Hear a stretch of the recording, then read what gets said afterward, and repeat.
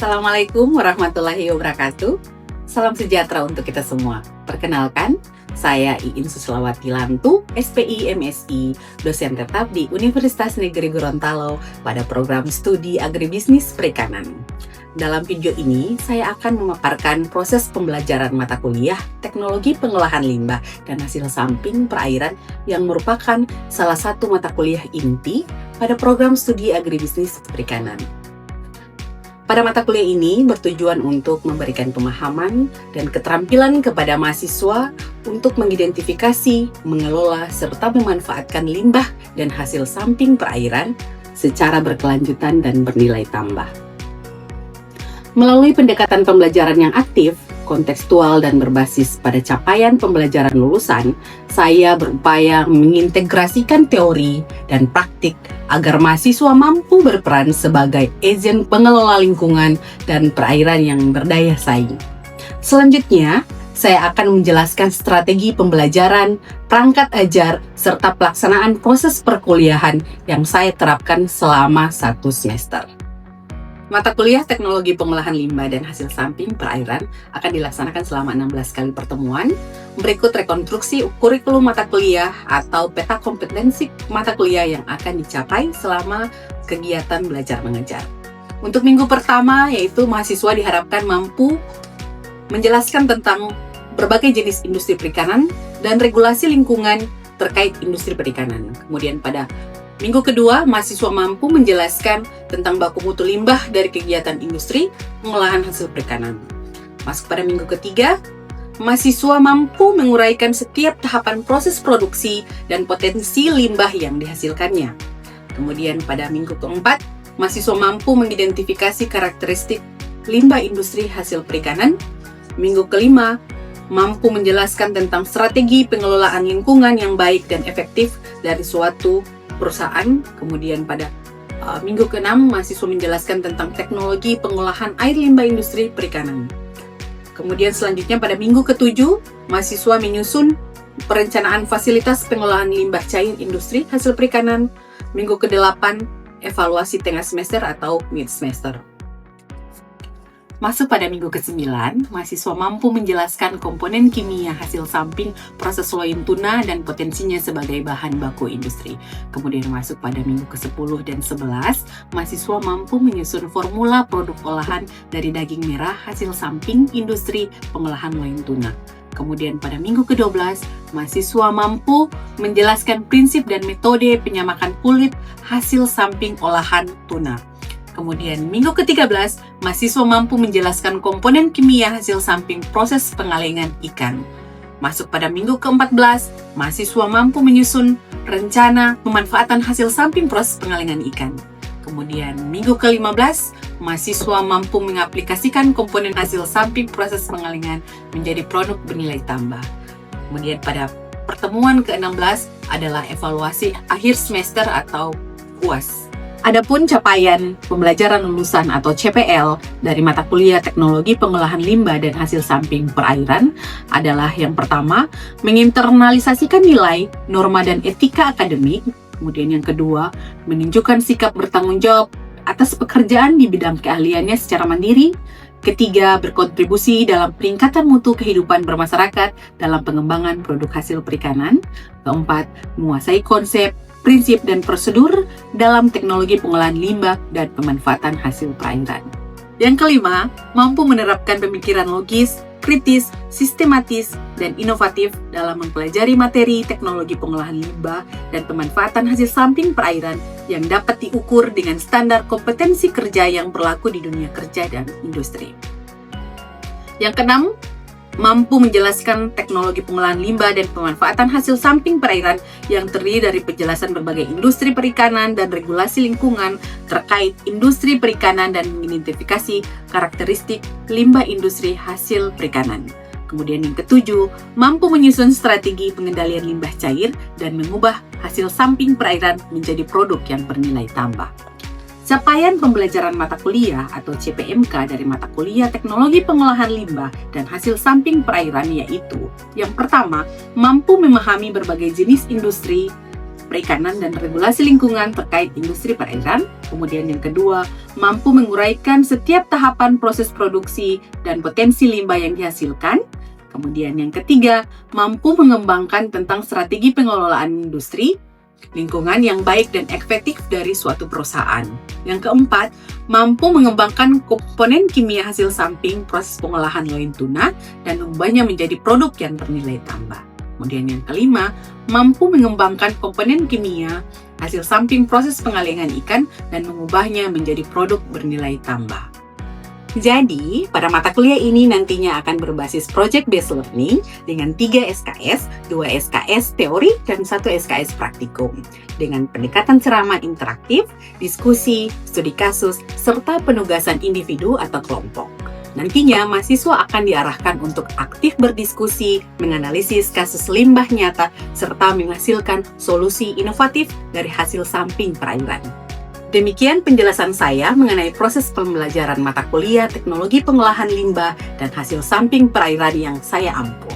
Melalui pendekatan pembelajaran aktif, kontekstual, dan berbasis capaian pembelajaran, saya berkomitmen untuk mendorong mahasiswa tidak hanya memahami konsep secara teoritis, tetapi juga mampu mengaplikasikannya dalam kehidupan nyata, khususnya dalam pengelolaan lingkungan perairan yang berkelanjutan. Selanjutnya, saya akan menyampaikan simulasi kegiatan pembelajaran sebagai gambaran pelaksanaan kuliah di kelas yang mencerminkan strategi, metode, dan interaksi antara dosen dan mahasiswa dalam membangun suasana belajar yang aktif dan kolaboratif. Assalamualaikum warahmatullahi wabarakatuh. Waalaikumsalam warahmatullahi wabarakatuh. Alhamdulillah, ini kita masuk pada pertemuan ketiga. Namun sebelum saya mulai, alangkah baiknya kita mulai dengan doa. Silakan Brother. Oke teman-teman, sebelum kita memulai mata kuliah pada hari ini, marilah kita berdoa sesuai keinginan masing-masing. Berdoa dimulai.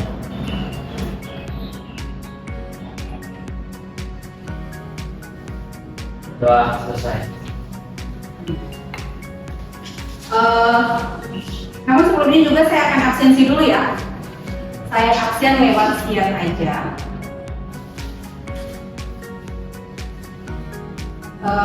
Pradipa Putra Ibrahim, ya. Mega Labuan, hadir Bu. Aprilia, hadir Bu. Syarifah Alia, hadir Bu. Vivi, hadir Bu. Ya, oke. Arista Katili, Adrian Pakaya, Rido Hamzah, Najwa,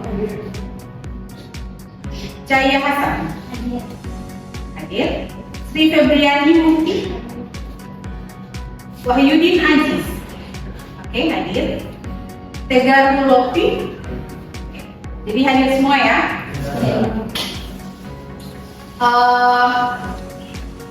Jadi sesuai kontrak kuliah di awal yang saya sudah jelaskan, hari ini itu masuk pada materi tahapan proses produksi hasil perikanan dan potensi limbah yang dihasilkan. Ada yang masih ingat nggak materi minggu kemarin, pertemuan kedua? Tentang baku mutu limbah perikanan. Kemarin kita sudah belajar tentang baku mutu limbah perikanan. Hari ini kita akan melanjutkan pada proses produksi hasil perikanan dan potensi limbah yang dihasilkan pada proses produksi tersebut. Kalian pasti sudah mengetahui, karena sebelumnya kan sudah saya ajarkan tentang mata kuliah teknologi pengolahan hasil perikanan. Saya mau tanya, apa aja proses produksi di perikanan? Ada yang tahu? Pembukuan misalnya, pengalengan, apa lagi? Ya, penggaraman, pengasapan. Itu adalah bagian dari proses produksi hasil perikanan. Nah, kalian harus paham bahwa di setiap proses produksi hasil perikanan itu pasti ada potensi limbah yang akan dihasilkan, ya kan? Paham sampai sini, Pak? Coba kalian bisa jelaskan secara inti. Pasti di mana-mana setiap proses produksi hasil perikanan, mau pembekuan, pendinginan, pengalaman, apapun itu pasti ada tahapan intinya. Coba, tahapan intinya apa coba? Pertama, penerimaan bahan baku dulu dong, ya kan? Ya. Bahan baku. Nah, di penerimaan bahan baku, di setiap tahapan penerimaan bahan baku sampai ke tahap terakhir yaitu distribusi ataupun pengemasan, itu pasti akan ada potensi limbah yang dihasilkan di setiap tahapan itu. Paham? Nah, tahapan pertama yaitu penerimaan bahan baku. Kira-kira apa potensi limbah yang dihasilkan? Iya, karena di penerimaan bahan baku, tujuan dari penerimaan bahan baku atau kegiatan yang dilakukan pada saat penerimaan bahan baku itu diantaranya yang pertama akan mengecek kualitas dari ikan yang dimasukkan oleh pemasok, ya kan? Apakah misalnya sesuai dengan grade yang sudah ditetapkan oleh pabrik itu misalnya grade ini sesuai dengan grade 3, grade A, grade B. Ada klasifikasi ukuran, melihat kualitas, melihat ukuran, mengecek suhunya. Nah, ini di sini dijelaskan limbah yang dihasilkan pada penerimaan bahan baku diantaranya adalah ikan busuk. Bisa saja ada ikan yang tidak sesuai dengan standar pabrik tersebut.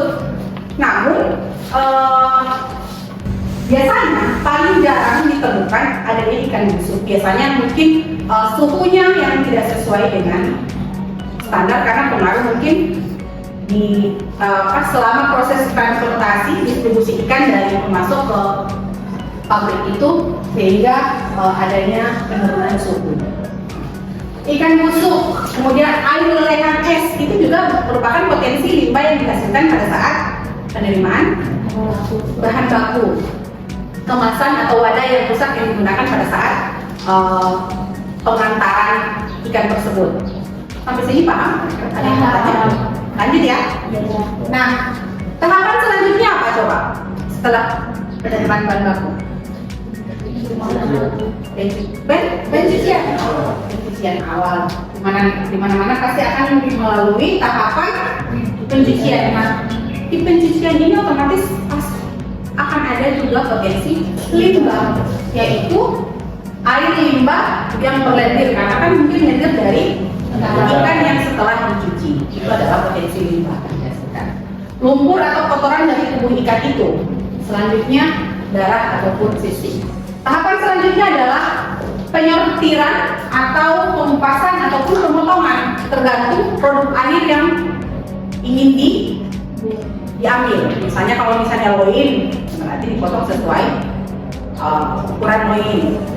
Kemudian di sini juga ada potensi limbah yang dihasilkan: kepala, sisik, kulit, tulang, potongan yang tidak termanfaatkan. Kemudian ada juga limbah pada kebutuhannya.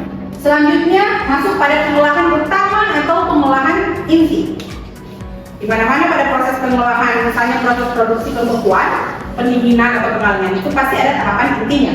Pengolahan inti itu tergantung dari produk akhir yang mau dicapai juga. Kalau misalnya pengasapan ataupun pengalingan, ya berarti nanti ada limbah atau air rebusan atau limbah asap. Kalau misalnya pengasapan.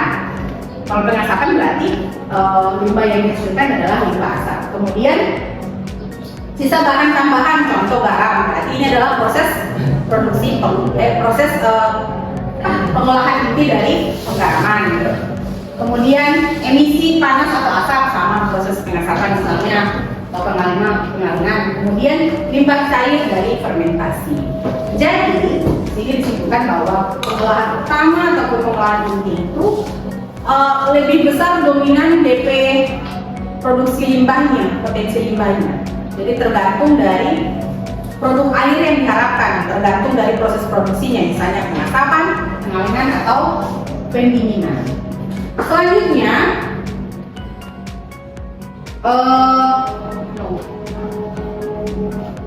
ya, di sini ada jenis limbah berdasarkan sumbernya. Nah, di sini saya bagi menjadi 3, yaitu limbah organik, limbah cair, dan limbah non organik. Kalau limbah organik di sini apa aja? Gula, sisi, kemudian limbah cair di sini tentunya adalah air pencurian dari ikan itu sendiri. Kemudian ada nantinya di sini dijelaskan bahwa ada pemanfaatannya nanti yang akan solusi yang ditawarkan. Misalnya kalau misalnya air pencucian ini biasanya perlu pengolahan IPAL agar tidak mencemari lingkungan. Kemudian ada limbah non organik, yaitu plastik kemasan, karton sisa yang digunakan. Nah, di sini adanya adalah solusinya itu perlunya ada daur ulang atau pemilahan limbah. Nah, sebelum saya melanjutkan di materi selanjutnya, saya mau tanya dulu, kira-kira ada yang ingin ditanyakan? Saya Ya. dari yang dijelaskan sebelumnya kan ada prosedurnya. Saya mau tanya tentang tahapan pemanfaatan limbahnya itu bagaimana? Oke. Pertanyaannya menarik. Di sini, tentunya kalian di sini bertanya-tanya, kira-kira ini limbah agar tidak mencemari lingkungan, kira-kira mau dibikin apa? Ada solusi tidak yang ditawarkan? Nah, di bulan kemarin saya bersama tim memanfaatkan limbah dengan konsep zero waste. Ada yang tahu zero waste? Di sini ada artinya? Zero waste itu adalah pengolahan limbah yang dimana menggunakan bahan baku semuanya. Jadi sampai tidak ada yang tersisa. Tepat sekali. Jadi saya menggunakan sistem zero waste, itu artinya memanfaatkan seluruh bagian tubuh ikan agar tidak ada yang terbuang menjadi limbah. Dan kebetulan di bulan kemarin saya bersama tim saya, dosen, itu memanfaatkan limbah dengan sistem zero waste dengan memanfaatkan limbah dari ikan tuna diolah menjadi kerupuk. Jadi semua bagian tubuh ikan, kepala, tulang, dan sisi itu diolah menjadi kerupuk ikan. Inilah proses tahapan pembuatan kerupuk ikan. Dengan setelah diuji kandungan gizinya, protein, kalsium, karbohidrat, melalui tahapan pengujian. Nah, ini adalah proses pembuatan keripik. Jadi proses pembuatan keripik ikan ini tentunya diawali dengan penyiapan bahan. Seperti biasa, limbah ikan tuna disiapkan, yaitu tulang ikan dan kepala, kemudian kulit. Bahan tambahan lainnya adalah tepung terigu, tapioka, garam, kaldu, dan bawang putih, lada, minyak kelapa. Bumbu ini kemudian disiapkan. Selanjutnya limbah yang tadi itu dicuci, dibersihkan, kemudian dilakukan perebusan. Setelah direbus ini masuk pada proses penghalusan. Jadi kalau kayak tulang itu mau ditumbuk dulu sebelum di blender biar halus. Nah, selanjutnya masuk pada tahapan pencampuran adonan yang tadi, bumbu yang tadi dicampur dengan limbah yang sudah dihaluskan. Kemudian masuk pada proses pengukusan, dibentuk, dikukus, kemudian dipotong sesuai keinginan. Setelah dipotong-potong, itu nanti dilakukan penjemuran selama 2-3 hari. Dilihat sampai di mana kadar airnya apa sudah berkurang, benar-benar sudah tidak ada. Kemudian diangkat, masuk pada proses penggorengan, kemudian dikemas. Seperti inilah salah satu contoh proses pemanfaatan limbah limbah perikanan, yaitu tidak dengan sistem zero waste, tidak ada yang terbuang. Jadi kalau misalnya untuk air limbahnya nanti itu biasanya digunakan kalau di mata kuliah saya semester kemarin itu mungkin ada beberapa mahasiswa yang di sini yang mengikuti praktikum saya, limbah juga mata kuliah yang sama semester kemarin itu saya melakukan praktikum penjernihan.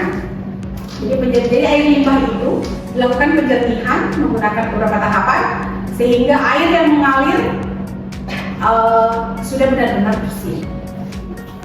Ada yang kemarin ada mungkin di kelompok yang mana ya? Ada masuk?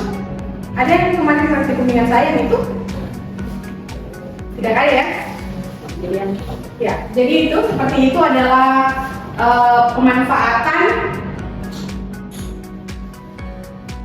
dari limbah yang dihasilkan pada setiap proses. Jadi sesuai dengan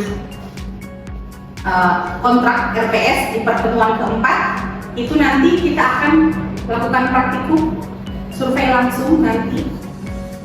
Jadi insya Allah minggu depan, hari ini kita bentuk kelompok ya.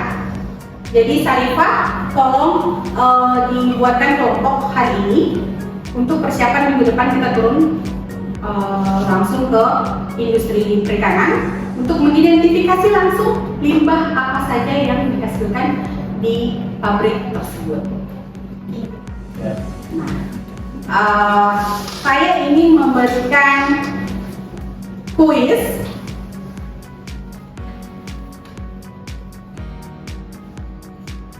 sebelum mengakhiri pertemuan ini.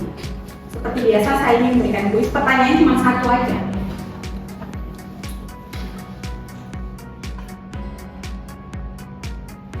Di kertas ya?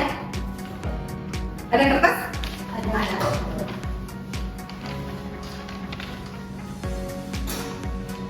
Supaya saya tahu siapa yang benar-benar menyimak.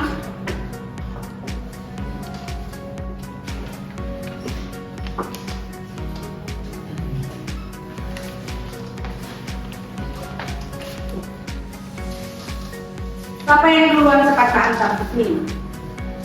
Atau saya angkat tangan aja tidak ini saya yang begitu.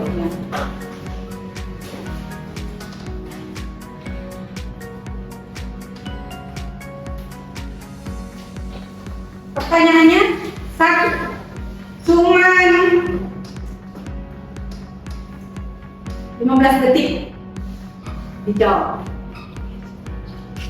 Apa pengertian dari zero waste?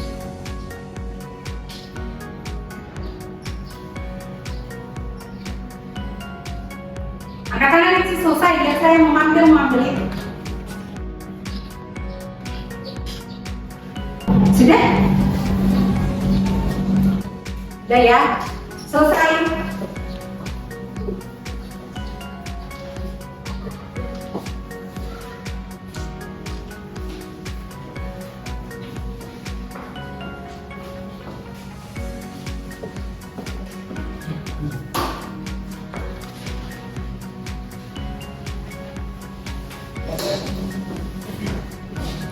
Jadi, karena agenda kita di pertemuan minggu depan adalah masuk pada praktikum, tugasnya ada.